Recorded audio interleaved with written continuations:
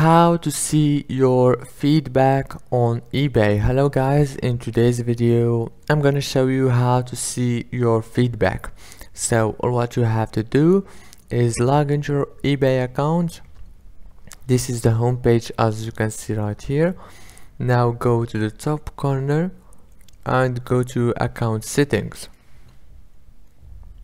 Now right here you will find many options.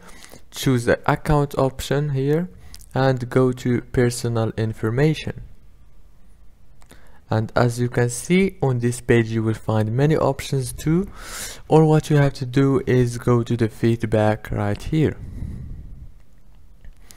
And here you will find your feedback easy and fast. If this video was helpful, please don't forget to like and subscribe.